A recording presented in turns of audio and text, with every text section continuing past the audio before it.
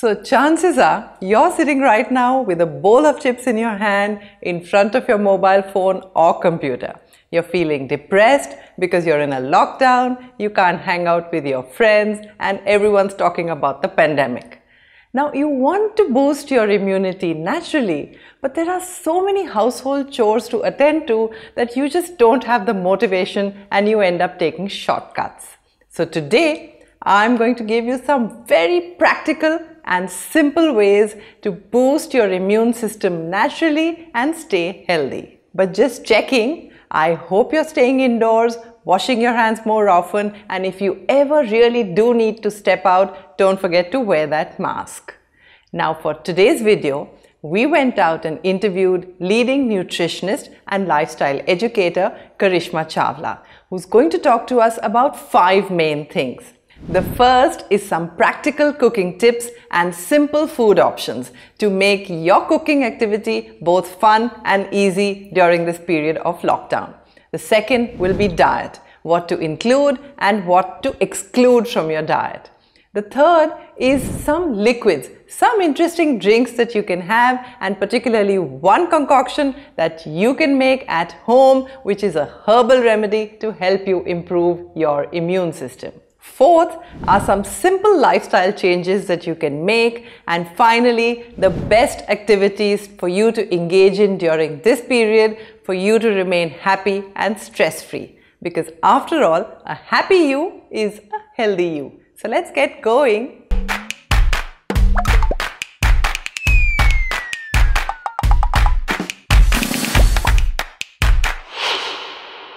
So hey everyone, this is Chetna and you're watching ChetChat. And now let's hear Karishma Chawla talk about the simple and practical ways for you to build your own immune system and stay healthy.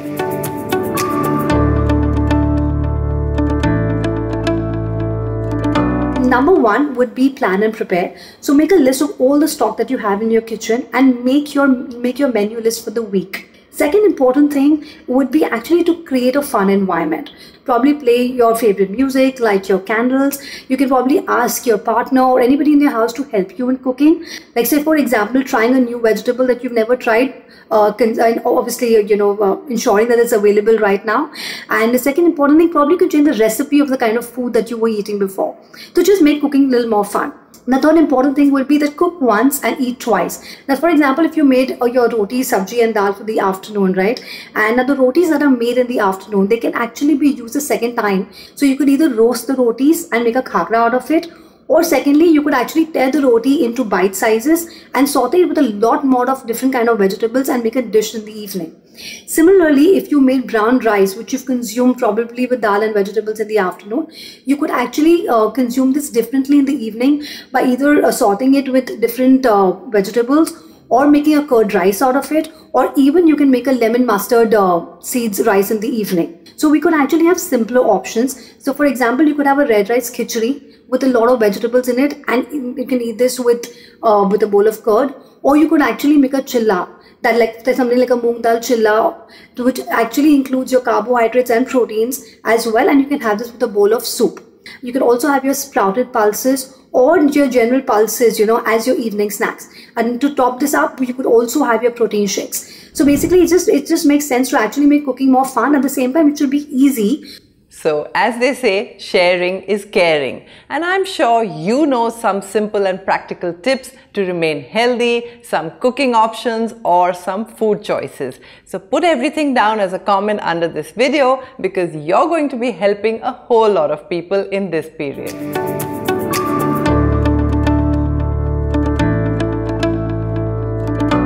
So firstly, we could remove your packaged foods, sugar and refined flour. We could also consider removing your artificial sweeteners as well as your heavy meat diets. The artificial sweeteners, they may actually induce glucose intolerance and actually create gut bacteria alterations. Similarly, when it comes to your heavy meat diet, now the bacteria that are found during inflammation are the similar kind of bacteria that are found in heavy meat diets. So it definitely makes sense to limit both of these. So your antibiotics get rid of the bad bacteria, but they also get rid of the good bacteria. All I would suggest is that, we all have to learn to listen to our bodies more effectively. More like there are times where we could, you could just have a headache and you want to actually pop in a pill, but actually your body could just tell you that maybe you just need to rest a little bit and recuperate. So again, you must take your medication when necessary, but try avoiding them as much as possible.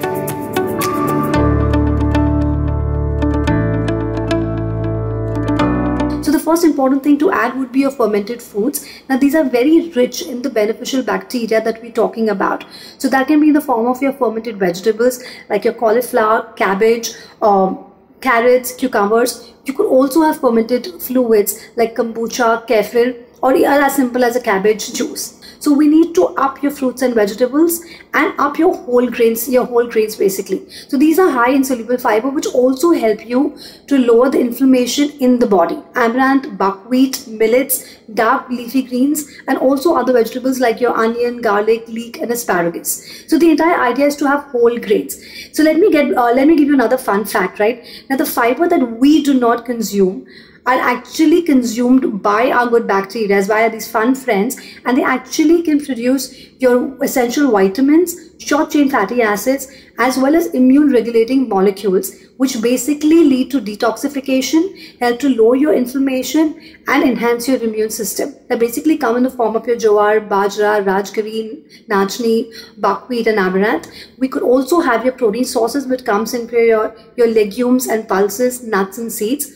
Your good fats that come in the form of coconut oil, olive oil, raw nuts and seeds, and your ghee. Okay, tell me about your diet plan, your food choices, and what do you exclude from your diet, and put it down as a comment under this video, and you never know who's going to benefit from that.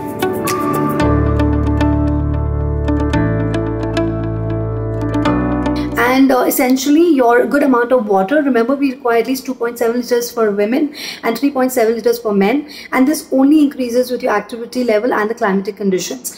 The other fluids that we could actually add in order to soothe your entire digestive system and enhance your immunity would be your lemon water, cinnamon water, your apple cider vinegar, and lukewarm water. You can also have digestive bitters, for example your soft water or the black jeera water. Now the idea is to have them 15 minutes before your meals, because they help to secrete all the digestive juices of the body, which actually aids the digestion process.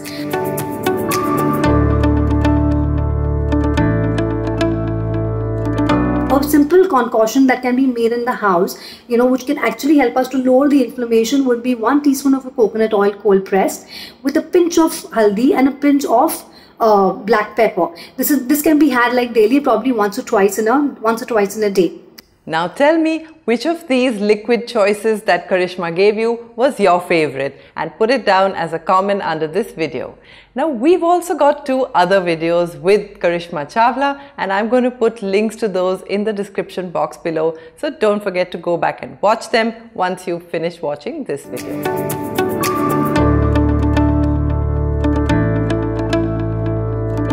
Now the most important thing would be prioritizing sleep.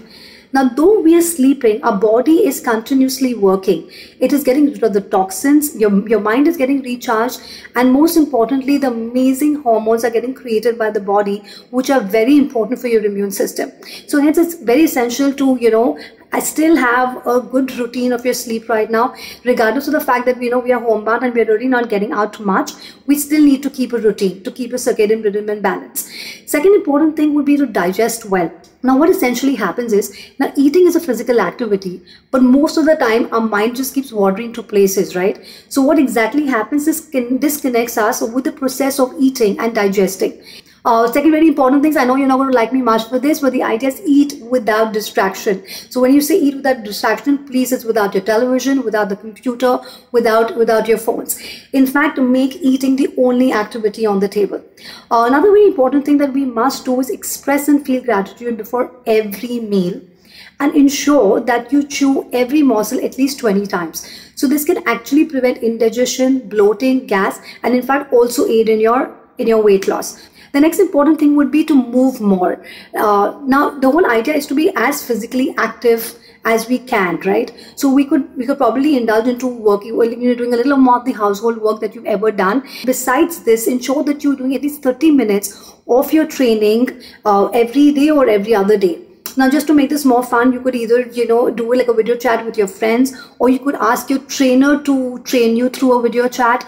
You could also download your apps as well as just do some things online, or probably just, start your music and start like an aerobic activity. This could actually help to keep your fat percentage low. Also, it would release a lot of endorphins, which actually creates a lot of positive emotions in the body and helps you to deal with life in a better way. And if you already have a very healthy lifestyle, don't forget to give us your secret tips as a comment under this video.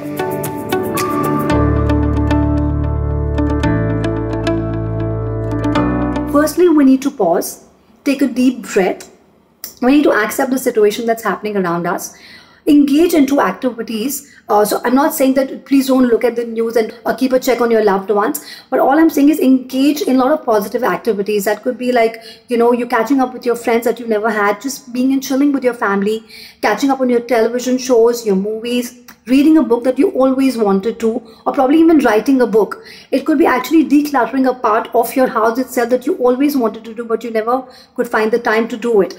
So the idea is engage in these activities so they create more endorphins in your body, and it does not allow you, and the stress does not allow you to suppress your immune system. I think that's all that we can do right now, and get ourselves into balances, which that can create a ripple effect and create a balance in the universe. Tell me about some of the activities you're undertaking these days and making the most of this period of lockdown. And also, please press that subscribe button and the bell icon right next to it. And give us a thumbs up if you want us to keep making more engaging videos for you. And happy watching!